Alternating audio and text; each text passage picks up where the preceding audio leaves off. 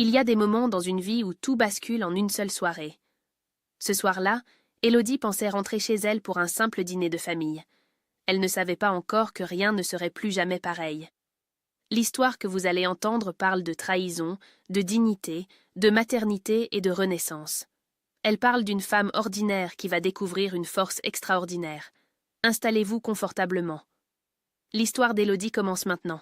Cette histoire est une œuvre de fiction. Toute ressemblance avec des personnes ou des situations réelles serait purement fortuite. Élodie gare sa voiture devant la maison de ses beaux-parents avec cette sensation désagréable qui lui tord l'estomac depuis le message de Julien ce matin. Rentre plus tôt. Maman a préparé un dîner de famille. Rien de plus. Pas d'explication. Juste cette phrase sèche qui ressemblait plus à un ordre qu'à une invitation. Elle coupe le moteur et observe l'allée encombrée de voitures. Celle d'Isabelle, celle de l'oncle Bernard, celle de la tante Monique. Trop de monde pour un simple dîner en semaine. Quelque chose ne va pas. Elle le sent dans ses tripes. Elle monte les marches du perron, pousse la porte d'entrée sans sonner parce que Geneviève lui a dit un jour qu'elle faisait partie de la famille maintenant. Mais personne ne vient l'accueillir. Le silence du couloir est anormal, pesant. D'habitude, sa belle-mère surgit immédiatement avec son sourire poli et ses commentaires sur sa tenue ou son retard. Elle entend des voix étouffées venant du salon, des murmures qui s'arrêtent net quand ses pas résonnent sur le parquet, et quand elle pousse la porte, son cœur fait un bond. Ils sont tous là, assis comme pour un tribunal, les parents de Julien sur le canapé, Isabelle et son mari sur les fauteuils, l'oncle et la tante près de la fenêtre, Julien debout près de la cheminée, le regard fixé au sol, et au milieu de la pièce sur la table basse, une enveloppe blanche qui attire tous les regards. Personne ne sourit, personne ne parle. Tous les yeux sont braqués sur elle avec cette expression qu'elle ne comprend pas encore, mais qui lui fait monter la panique dans la gorge. Lucas, son fils de 3 ans, joue seul dans un coin avec ses petites voitures, inconscient de la tension qui électrise l'air, et quand il lève les yeux vers elle, son sourire innocent tranche avec l'atmosphère glaciale. « Maman », dit-il en se relevant. Élodie reste clouée sur place. « Bonjour », murmure-t-elle. « Je ne savais pas que toute la famille serait là. » Geneviève se lève lentement, le dos droit, les lèvres pincées. Elle ne dit rien, désigne simplement l'enveloppe du menton, puis se tourne vers Julien, avec ce regard qui ne tolère aucune désobéissance. Julien relève la tête, ses yeux sont rouges, fatigués, il traverse le salon sans la regarder, prend l'enveloppe d'une main tremblante et la lui tend. « Qu'est-ce que c'est » demande Élodie, même si une part d'elle sait déjà que cette enveloppe contient quelque chose de terrible. « Ouvre » dit Julien d'une voix morte. Elle déchire le papier, un document officiel, des termes médicaux qu'elle parcourt sans comprendre, et puis en bas de la page en caractères gras, elle lit « Probabilité de paternité 0%. Monsieur Julien Ferrand est exclu en tant que père biologique de l'enfant testé, et le document lui échappe des mains. »« Non, » murmure-t-elle. « Non, ce n'est pas possible. »« Le test ADN, » dit Julien d'une voix brisée. « Cet enfant n'est pas de moi. » Le monde bascule. Élodie cherche un appui, se rattrape au dossier d'un fauteuil. « C'est impossible. Je n'ai jamais trompé. Julien, regarde-moi. Jamais. » Mais il détourne les yeux et ce geste la blesse plus que n'importe quelle accusation. « Vous avez déshonoré cette famille » crie Geneviève en se levant. « Vous nous avez menti pendant 3 ans. 3 ans. Vous avez fait passer un bâtard pour notre petit-fils. Sortez de ma maison. »« Non » hurle Élodie, les larmes coulant sur ses joues. « C'est faux. Lucas est son fils.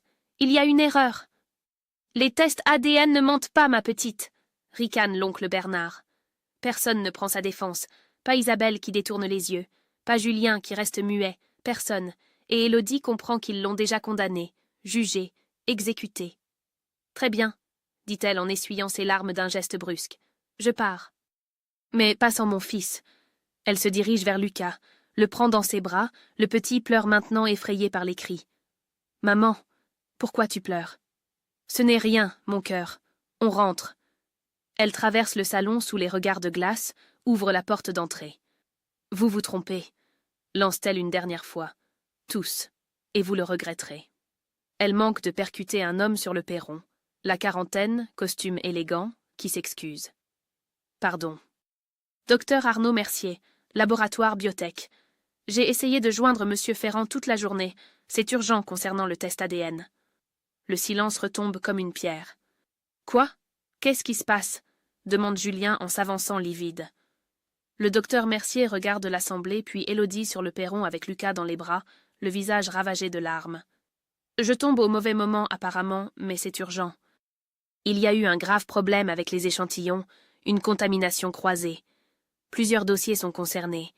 Les résultats que vous avez reçus ne sont pas fiables. Je suis désolée, nous proposons un nouveau test gratuitement. Une erreur, murmure Élodie, la voix tremblante. C'était une erreur. Personne ne répond, la famille reste figée comme des statues de sel. Élodie serre Lucas contre elle, descend les marches, monte dans sa voiture, attache son fils, démarre, et dans le rétroviseur, elle voit le docteur Mercier toujours debout avec son porte-documents, l'air gêné, Geneviève blême, Isabelle qui se cache le visage, mais surtout Julien, son silence. Ce silence qui vient de tuer leur mariage plus sûrement que n'importe quelle accusation, et elle tourne au coin de la rue sans regarder en arrière. Élodie roule dans les rues de la ville sans vraiment savoir où elle va, les mains crispées sur le volant, la vision brouillée par les larmes qu'elle refuse encore de laisser couler complètement. Lucas attaché à l'arrière qui a fini par s'endormir après avoir pleuré, épuisé par les émotions qu'il ne comprend pas, et elle se concentre sur la route, sur les feux qui passent du rouge au vert, sur les gestes mécaniques qui l'empêchent de penser à ce qui vient de se passer. Sa poitrine est comprimée, comme si quelqu'un avait serré un étau autour de ses côtes. Elle arrive à peine à respirer, et quand elle réalise qu'elle a pris automatiquement la direction de chez Noémie, elle comprend que son corps savait déjà où aller avant même que son cerveau ne prenne la décision. Elle se gare devant le petit immeuble, où vit sa meilleure amie depuis le lycée, coupe le moteur, reste immobile quelques secondes à fixer le volant, et c'est seulement là, dans le silence de la voiture, que les sanglots montent pour de bon, violents, incontrôlables. 16 ans d'amitié avec Noémie, 16 ans à se raconter tout, les joies, les peines, les doutes. Et maintenant elle est là avec son fils endormi et un mariage qui vient de s'effondrer en moins d'1 heure. Elle sort, détache Lucas qui se réveille à peine, le prend dans ses bras, monte l'escalier jusqu'au 3e étage, sonne, et quand Noémie ouvre la porte et voit son visage ravagé, elle ne pose aucune question. Elle s'efface simplement pour les laisser entrer. « Va t'installer dans la chambre d'amis avec Lucas », dit Noémie doucement. « Je prépare du thé. » Élodie couche son fils sur le lit, le borde avec la couverture qui sent la lessive fraîche, embrasse son front moite, et redescend au salon où Noémie a déjà sorti 2 tasses fumantes et s'est installée sur le canapé en l'attendant. Elle s'assoit, prend la tasse entre ses mains tremblantes, sent la chaleur se diffuser dans ses paumes glacées, et les mots sortent tout seuls, désordonnés, hachés, le dîner de famille, l'enveloppe, le test ADN, l'accusation, le silence de Julien, Geneviève qui la chasse, et le docteur qui arrive avec son histoire de contamination croisée. Noémie écoute sans l'interrompre, le visage de plus en plus dur au fur et à mesure du récit, et quand Élodie se tait enfin, vidée, elle pose sa tasse avec un geste sec. Ce test, c'était une erreur du laboratoire. Oui, murmure Élodie. Une contamination croisée, c'est ce qu'il a dit. Alors tu es innocente. Lucas est bien le fils de Julien. Oui. Noémie la regarde intensément, cherche ses yeux. Mais Julien ne m'a pas défendu, dit Élodie d'une voix blanche. Il est resté là, muet, à me regarder me faire humilier devant toute sa famille. Il n'a rien dit. Rien. Le silence qui suit est lourd de tout ce qui n'a pas besoin d'être dit. Toutes ces années où Élodie a raconté à Noémie les petites lâchetés de Julien, sa soumission à sa mère, son incapacité à prendre position, et Noémie qui lui répondait toujours avec douceur « Peut-être qu'il changera, peut-être que ça s'arrangera ». Mais là, maintenant, dans cette cuisine silencieuse, elles savent toutes les deux que quelque chose s'est définitivement cassé. « Tu sais ce qu'il te reste à faire », dit Noémie en lui servant une nouvelle tasse. « Refaire ce test ailleurs, prouver ton innocence noir sur blanc. Et ensuite ? Ensuite, tu réfléchis si tu veux vraiment rester avec un homme qui ne te défend pas. » Élodie lève les yeux vers son amie, cette femme qui la connaît par cœur, qui a toujours été là dans les moments difficiles, et elle réalise que la question n'est pas de savoir si elle veut rester avec Julien, la question est de savoir depuis combien de temps elle n'a plus envie d'être avec lui, sans oser se l'avouer. « Je crois que je le sais déjà, » murmure-t-elle. Noémie hoche la tête, pose sa main sur la sienne. « Alors prends ton temps. Reste ici autant que tu veux. Demain tu appelles pour le nouveau test, et après on voit. » Cette nuit-là, allongée dans le lit d'Amy à côté de Lucas qui dort profondément, Élodie ne trouve pas le sommeil. Elle revit la scène en boucle, le regard de Julien qui fuit le sien, le visage triomphant de Geneviève, l'enveloppe blanche sur la table basse, et plus elle y repense, plus une question lui martèle l'esprit. Pourquoi Julien a-t-il fait ce test maintenant? Pourquoi sans lui en parler d'abord? Qui lui a mis cette idée dans la tête? Elle connaît la réponse au fond, elle l'a toujours connue. Geneviève n'a jamais accepté leur mariage, n'a jamais accepté qu'Élodie vienne d'un milieu plus modeste, qu'elle travaille dans une crèche au lieu d'avoir un métier prestigieux, qu'elle soit cette femme trop simple, trop directe, trop différente de ce que la belle-mère attendait pour son fils. Vers 3 heures du matin, épuisée mais incapable de dormir, elle se lève, descend à la cuisine sur la pointe des pieds, se sert un verre d'eau, et c'est là, debout devant la fenêtre qui donne sur la rue déserte, qu'elle prend vraiment conscience de ce qui vient de se passer. Son mariage vient de basculer, pas à cause d'un test ADN erroné, pas à cause d'une accusation injuste, mais à cause du silence de Julien, ce silence qui disait plus clairement que n'importe quel mot qu'il ne la croyait pas, qu'il était prêt à croire sa mère plutôt qu'elle, qu'après 3 ans de vie commune, il ne la connaissait pas du tout. Elle pose le verre dans l'évier, remonte se coucher, se glisse sous les draps à côté de Lucas, et pour la première fois depuis des heures, elle ne pleure pas. Elle fixe le plafond dans l'obscurité avec une clarté nouvelle, glaciale, définitive. Demain, elle appellera pour refaire le test. Elle prouvera son innocence. Mais elle sait déjà que ça ne changera rien. Elle ne veut plus vivre avec un homme qui ne la défend pas. Elle ne veut plus passer ses dimanches chez Geneviève à subir les regards en coin et les remarques acides. Elle ne veut plus de cette vie où elle marche sur des œufs en permanence.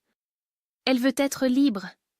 Le lendemain matin, Élodie se réveille avec cette sensation étrange d'avoir dormi dans un endroit qui n'est pas chez elle.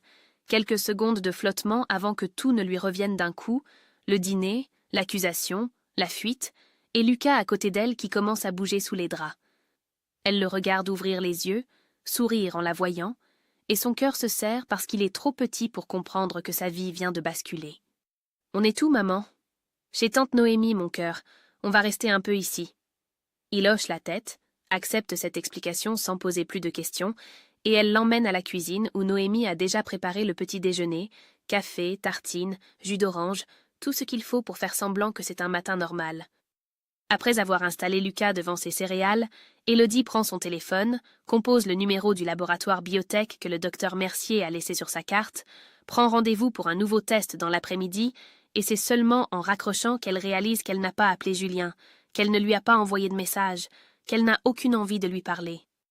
Vers 11 heures, alors qu'elle aide Noémie à ranger la cuisine pendant que Lucas joue dans le salon, son téléphone vibre, Julien qui appelle, et elle fixe l'écran quelques secondes avant de décrocher. « Allô ? Élodie. Il faut qu'on parle. » Sa voix, ce ton qu'elle connaît par cœur, cette intonation qui lui a toujours donné l'impression de le déranger. Et maintenant, elle l'entend avec une clarté nouvelle, insupportable. « Je t'écoute, » dit-elle d'une voix plate. « Reviens à la maison. On va faire ce nouveau test, et tout rentrera dans l'ordre. Tout rentrera dans l'ordre, comme si c'était aussi simple, comme si l'humiliation de la veille pouvait s'effacer avec un résultat de laboratoire. Je viens chercher des affaires pour Lucas et moi. On a rendez-vous pour le test cet après-midi. D'accord, je serai là. » Elle raccroche, se tourne vers Noémie qui a tout entendu. « Tu veux que je vienne avec toi ? » ?»« Non, ça va aller. J'en ai pour 1 heure maximum. » À 13 heures, elle gare sa voiture devant l'appartement qu'elle partage avec Julien depuis 3 ans, monte l'escalier avec Lucas, ouvre la porte et le trouve assis sur le canapé du salon, costume impeccable même un mercredi après-midi, comme si le chaos domestique ne le concernait pas vraiment. Il se lève en les voyant entrer, esquisse un sourire vers Lucas qui court se réfugier dans sa chambre sans un regard pour son père. « Il faut qu'on discute, » dit Julien. « Discuter de quoi exactement ?» Elle reste debout près de la porte, refuse de s'asseoir, refuse de faire semblant que c'est une conversation normale. De ce qui s'est passé hier. « Ma mère, ta mère !» coupe Élodie, la colère montant d'un coup. « Ta mère m'a accusée devant toute la famille. Elle m'a chassée de sa maison. Et toi, tu es resté là sans rien dire. » Julien baisse les yeux, ce geste qu'elle connaît trop bien, celui qu'il fait chaque fois qu'il refuse d'affronter quelque chose. « Elle m'a mis le doute dans la tête depuis des mois. Elle disait que Lucas ne me ressemble pas, que tu es trop différente de nous, que... Que quoi? Que je t'ai trompée? Que j'ai menti pendant 3 ans? Je ne savais plus quoi penser. Alors tu as fait ce test en secret, sans m'en parler, sans me donner une chance de me défendre. Le silence qui suit est lourd, chargé de tout ce qui aurait dû être dit depuis longtemps, et Élodie comprend que ce n'est pas le test ADN le problème, c'est tout le reste, toutes ces années où Julien a choisi sa mère plutôt qu'elle, toutes ces fois où il n'a pas pris sa défense face aux remarques acides de Geneviève, toutes ces soumissions qu'elle a acceptées en se disant que l'amour était patient, que ça finirait par s'arranger. « Tu aurais dû me croire », dit-elle d'une voix tremblante. « Tu me connais depuis 4 ans. Tu vis avec moi depuis 3 ans. Tu as un enfant avec moi. Et tu as cru ta mère plutôt que moi. Je suis désolée. » 2 mots qui sonnent creux, vides, insuffisants. Désolée de quoi? D'avoir douté? D'avoir organisé cette mise en scène devant toute ta famille? De m'avoir laissé partir sans rien dire? Julien ne répond pas, se contente de détourner les yeux, et ce geste achève quelque chose en Élodie, cette dernière illusion qu'il pourrait changer, qu'il pourrait devenir l'homme qu'elle avait cru épouser. « On va faire ce nouveau test, » dit-elle en se dirigeant vers la chambre. « Il prouvera que Lucas est ton fils. Et après, je veux le divorce. » Elle entend Julien inspirer brusquement derrière elle. « Le divorce?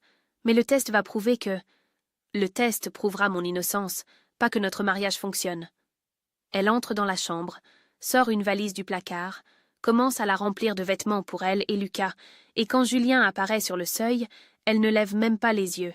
« Élodie, on peut en discuter, trouver une solution. » « La solution, c'est que je ne veux plus vivre avec un homme qui ne me défend pas. Je ne veux plus passer mes dimanches chez ta mère à subir ses remarques. Je ne veux plus de cette vie. » Elle ferme la valise, se retourne vers lui, et pour la première fois depuis qu'elle le connaît, elle le regarde vraiment. Cet homme qui était censé être son partenaire, son soutien, son allié, et elle ne voit qu'un garçon incapable de tenir tête à sa mère. « Je vais chercher Lucas. On a rendez-vous au laboratoire dans 1 heure. » Elle sort de la chambre, appelle son fils qui arrive en courant avec ses jouets, et elle quitte l'appartement sans se retourner. Julien figé au milieu du salon, incapable de dire un mot, incapable de la retenir, incapable de se battre pour elle comme il n'a jamais su le faire.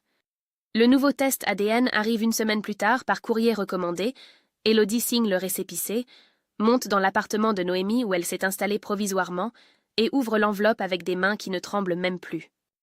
Elle lit le résultat, probabilité de paternité 99,9%.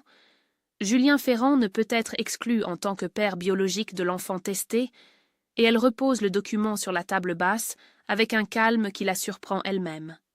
Lucas est bien son fils, elle le savait, elle l'a toujours su, mais ce papier ne lui procure aucun soulagement, juste une immense lassitude.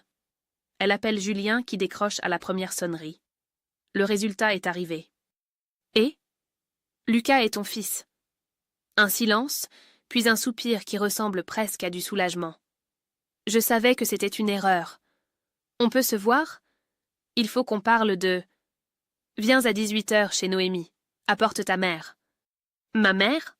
Pourquoi ? » « Parce qu'elle me doit des excuses, et parce que j'ai des choses à dire. » Elle raccroche avant qu'il puisse protester.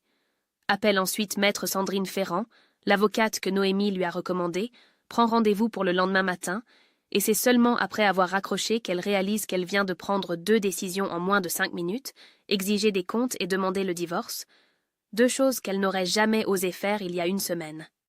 À 18 heures pile, on sonne à la porte, Noémie va ouvrir et revient avec Julien et Geneviève, qui entrent dans le salon avec son air hautain habituel, à peine adouci par une gêne qu'elle essaie de dissimuler.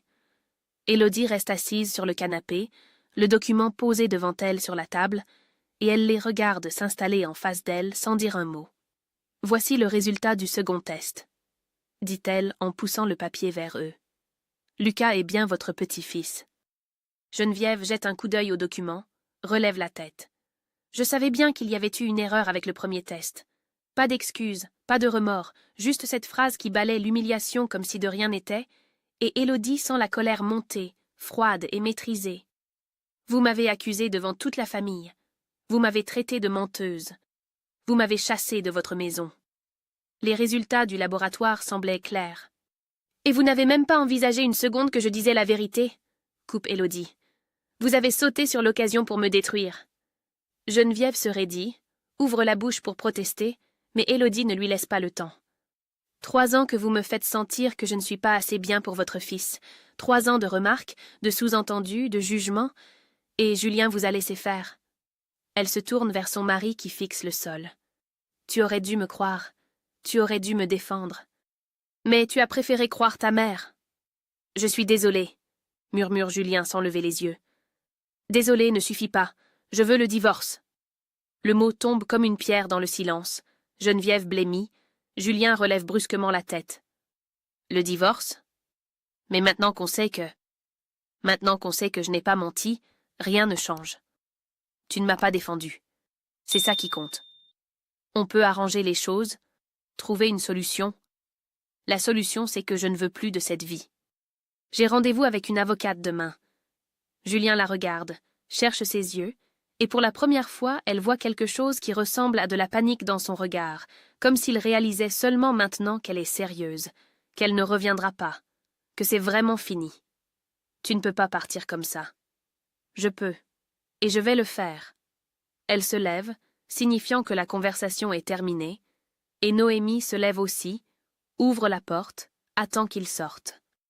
Geneviève part la première, le dos raide, sans un mot, et Julien la suit après un dernier regard vers Élodie, un regard où elle lit enfin ce qu'elle attendait depuis des années, des regrets, mais trop tard, beaucoup trop tard. Quand la porte se referme, Élodie se rassoit sur le canapé, épuisée mais étrangement légère, comme si un poids venait de se soulever de ses épaules. « Ça va » demande Noémie en s'asseyant à côté d'elle. « Oui, pour la première fois depuis longtemps, ça va. » Les semaines suivantes s'écoulent dans un brouillard administratif et émotionnel qu'Élodie traverse avec une détermination qui la surprend elle-même. Maître Sandrine Ferrand, la cinquantaine, regard direct et aucune patience pour les tergiversations, lui a expliqué dès le premier rendez-vous que ce genre de divorce pouvait être long et difficile, surtout si la belle famille s'en mêle, et elle avait raison. Julien, poussé par Geneviève, demande la garde partagée de Lucas. Et l'avocate de la famille tente de salir la réputation d'Élodie, elle aurait quitté le domicile conjugal sans raison valable, serait émotionnellement instable, incapable de fournir un cadre stable à l'enfant. Sandrine monte un dossier solide, témoignages de collègues de la crèche attestant du professionnalisme et de la stabilité d'Élodie, historique médical de Lucas montrant qu'elle a toujours été présente à tous les rendez-vous, preuve du test ADN erroné et de l'humiliation publique. Mais le plus difficile pour Élodie, ce n'est pas la bataille juridique, c'est le quotidien. Expliquer à Lucas pourquoi papa ne vit plus avec eux, pourquoi maman pleure parfois le soir, pourquoi ils habitent maintenant chez tante Noémie dans un appartement trop petit où il faut parler doucement pour ne pas déranger. Au travail, les rumeurs circulent, certaines collègues l'évitent, d'autres au contraire se montrent d'une gentillesse maladroite qui lui fait plus de mal que d'indifférence. C'est Martine, une collègue de 60 ans divorcée depuis longtemps, qui lui apporte un café un matin et s'assoit à côté d'elle pendant la pause.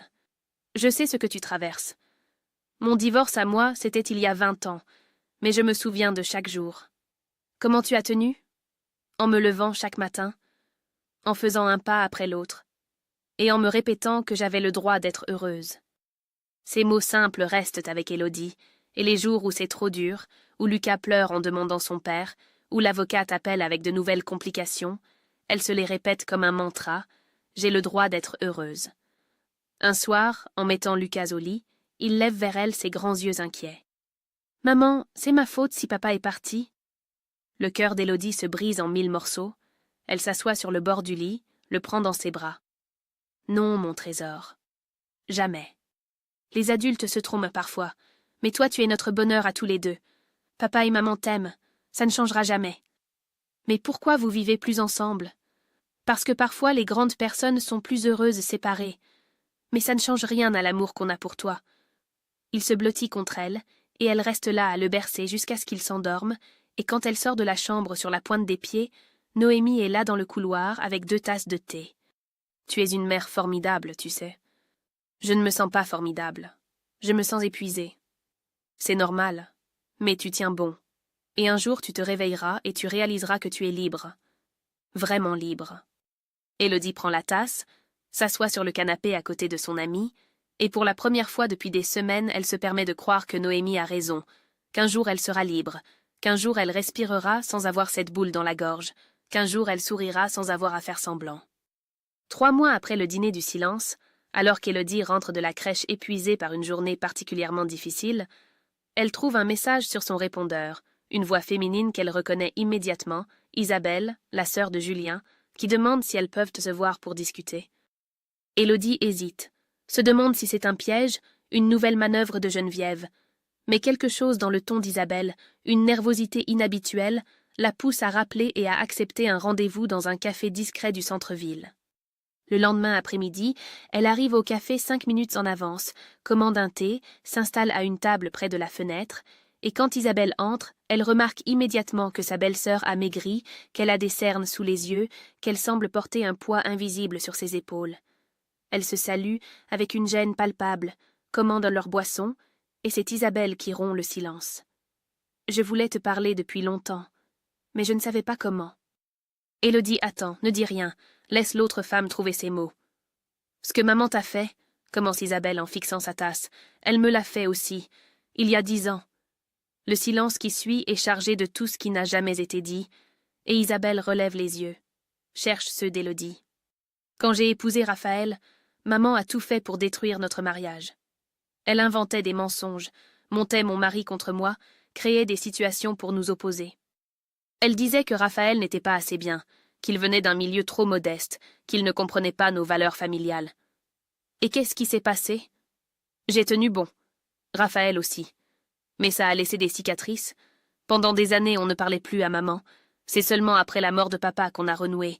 Et encore, difficilement. » Élodie commence à comprendre pourquoi Isabelle ne l'a pas défendue ce soir-là. Pourquoi elle est restée silencieuse, les yeux baissés, prisonnière de ses propres peurs.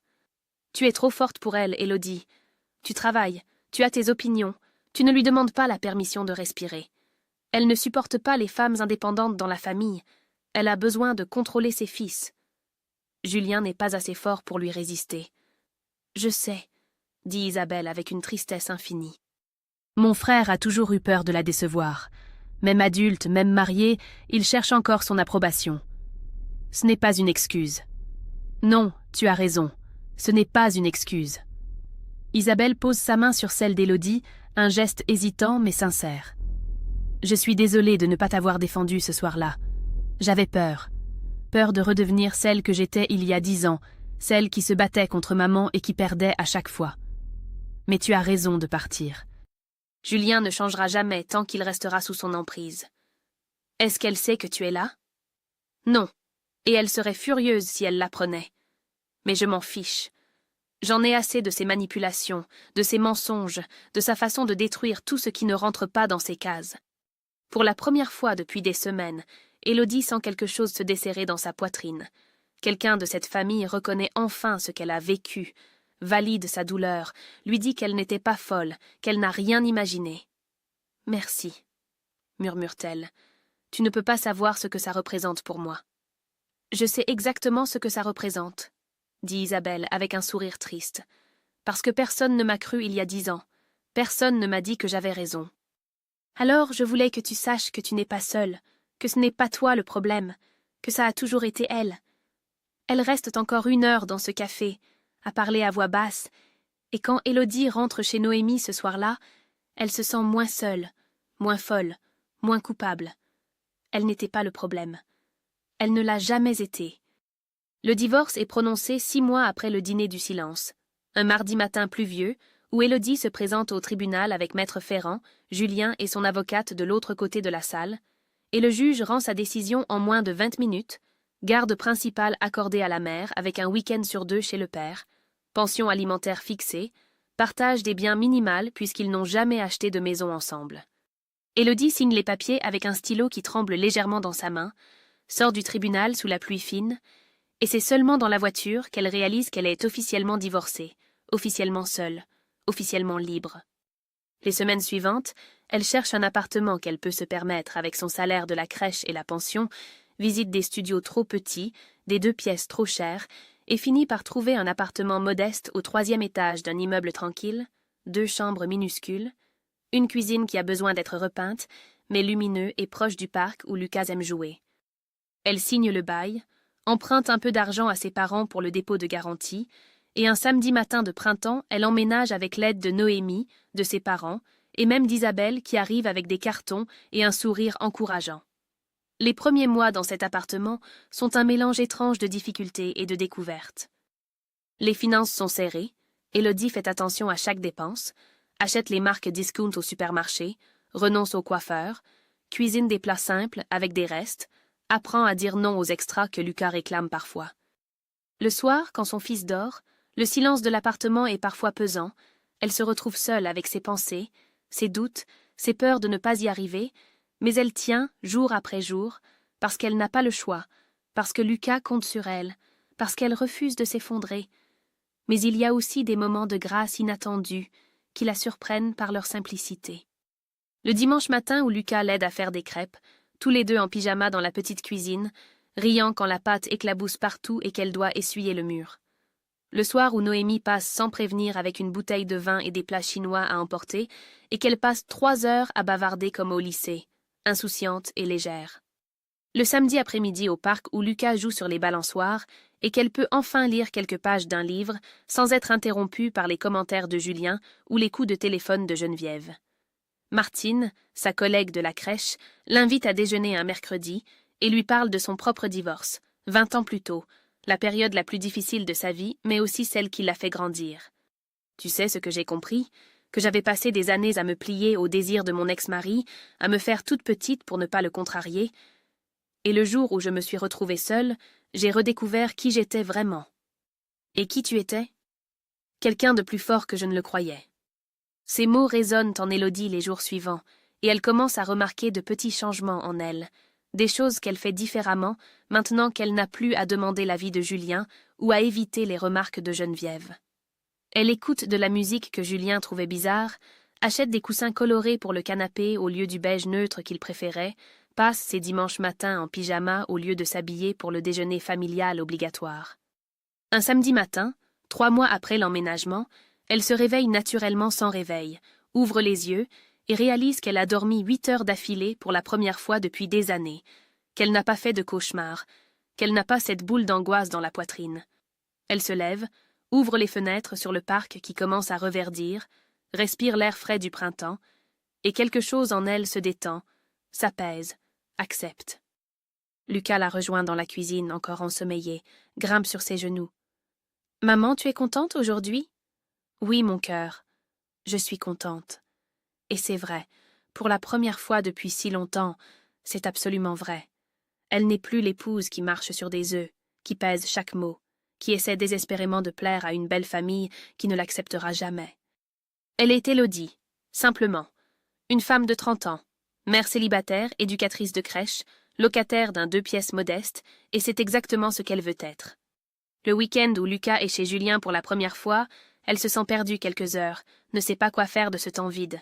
Mais Noémie l'emmène au cinéma, puis elle dîne dans un petit restaurant italien, et Élodie réalise qu'elle a le droit d'avoir une vie en dehors de la maternité, qu'elle peut rire, sortir, exister sans culpabiliser. « Tu rayonnes », lui dit Noémie en sirotant son vin. C'est étrange. Je n'ai jamais eu aussi peu d'argent, je vis dans un appartement minuscule, je suis divorcée à 30 ans. Et pourtant je me sens plus légère que je ne l'ai jamais été. Parce que tu es libre. Libre. Ce mot qu'elle avait hurlé cette nuit-là chez Noémie, ce mot qu'elle portait comme un espoir lointain. Maintenant elle le vit, jour après jour, dans chaque petit choix qu'elle fait, dans chaque respiration qui ne lui coûte plus d'effort.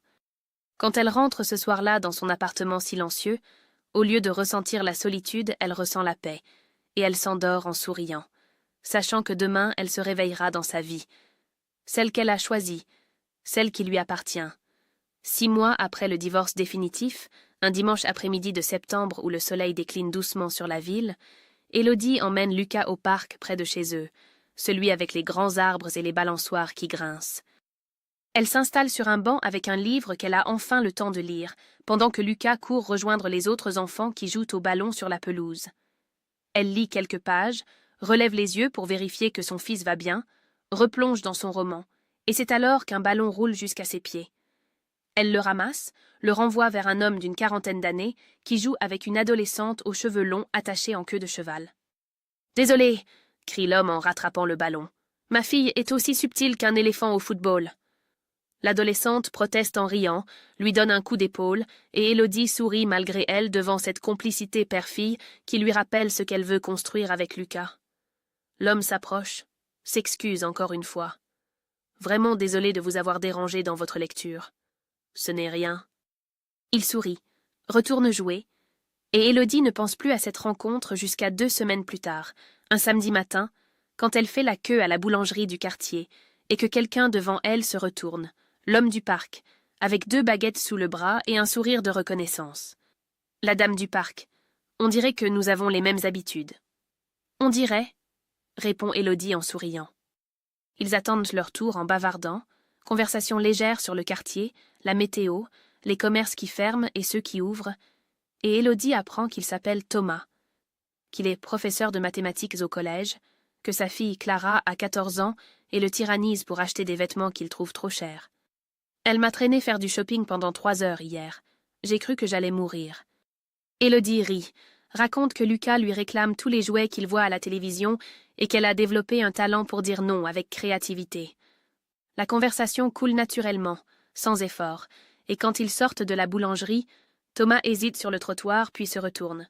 « Écoutez, je ne veux pas être insistant, mais j'aimerais vous inviter à prendre un café, si vous voulez, bien sûr. Aucune pression. » Élodie sent son cœur se serrer. La peur qui remonte d'un coup, peur de refaire confiance, peur de se tromper encore, peur de faire entrer quelqu'un dans la vie de Lucas trop vite, peur de souffrir à nouveau comme elle a souffert avec Julien. Thomas voit l'hésitation dans ses yeux, ajoute doucement. Pas de pression. Moi aussi j'ai mis du temps après mon divorce. Un café, c'est juste un café. Pas un engagement, juste discuter. Élodie respire profondément, sent quelque chose en elle céder, pas l'envie de se lancer dans une nouvelle histoire, mais la curiosité de connaître cet homme qui semble comprendre sans qu'elle ait besoin de tout expliquer. D'accord. Un café. Ils se voient le mercredi suivant dans un petit café tranquille du centre-ville, loin du quartier où leurs enfants pourraient les croiser. Élodie a prévenu Noémie de l'endroit exact où elle sera, Lucas est chez Julien pour le week-end, elle a pris toutes les précautions possibles comme si elle partait en territoire ennemi. Mais dès qu'elle s'assoit en face de Thomas, dès qu'ils commencent à parler, la tension se dissipe. Il lui raconte son divorce 3 ans plus tôt, une séparation difficile mais nécessaire. Ma femme est quelqu'un de bien. Mais nous n'étions plus sur la même longueur d'onde. Ça arrive. On s'est séparés en essayant de faire le moins de mal possible à Clara. Il ne critique pas son ex-femme, n'accable personne, ne cherche pas à se présenter en victime, et Élodie apprécie cette maturité, cette capacité à parler du passé sans amertume. Elle lui raconte, prudemment d'abord puis plus librement, le test ADN, l'humiliation, le silence de Julien, le divorce. Thomas écoute vraiment, ne l'interrompt pas, ne minimise pas, ne propose pas de solution toute faite. « Ça a dû être terrible, » dit-il simplement. « Ce genre de trahison, ça ne s'efface pas comme ça. » Non, ça ne s'efface pas. Ils se revoient 2 semaines plus tard, puis 3, des cafés qui se transforment en déjeuner, des conversations qui s'approfondissent, et Élodie découvre un homme qui parle de sa fille avec tendresse et respect, qui écoute quand elle raconte ses journées à la crèche, qui ne cherche pas à la convaincre ou à la séduire, mais simplement à la connaître. Un soir, après un dîner dans un restaurant discret, Thomas la raccompagne jusqu'à sa voiture. « Je ne suis pas pressée, tu sais. Prends le temps qu'il te faut. Pour Lucas, pour toi, pour tout. »« Merci, » murmure Élodie. Ça compte beaucoup. Elle rentre chez elle ce soir-là, avec quelque chose qui ressemble à de l'espoir. Pas le coup de foudre des films romantiques, pas la passion dévorante qui brûle vite et laisse des cendres, mais quelque chose de plus solide, de plus vrai, une confiance qui se construit conversation après conversation, un sourire à la fois. Et pour la première fois depuis très longtemps, elle se dit que peut-être, juste peut-être, elle pourrait laisser quelqu'un entrer dans sa vie sans avoir peur. 1 an après le dîner du silence, c'est l'anniversaire de Lucas, 4 ans aujourd'hui, et Élodie a transformé son petit appartement en royaume de fête avec des ballons multicolores et une banderole qu'elle a accrochée de travers, mais qui fait sourire son fils depuis ce matin. Elle a préparé un gâteau au chocolat, celui que Lucas préfère, et disposé sur la table des assiettes dépareillées qu'elle a trouvées dans un vide-grenier. Rien ne va ensemble, mais tout respire la vie, la vraie, celle qui ne cherche plus à impressionner personne. Les invités arrivent progressivement, Noémie avec ses enfants, et un énorme cadeau emballé n'importe comment, Martine qui apporte des madeleines faites maison, Isabelle accompagnée de Raphaël et de leurs 2 fils, Thomas et Clara qui se tiennent un peu en retrait avec cette timidité des nouveaux venus qui ne savent pas encore où est leur place. Lucas court partout, survole de bonheur, et Élodie reste un moment sur le seuil de la cuisine à observer cette scène, tous ces gens réunis dans son petit 2 pièces, tous ces visages qui sourient, et elle réalise que c'est ça, une famille. Pas celle qu'on impose, mais celle qu'on choisit.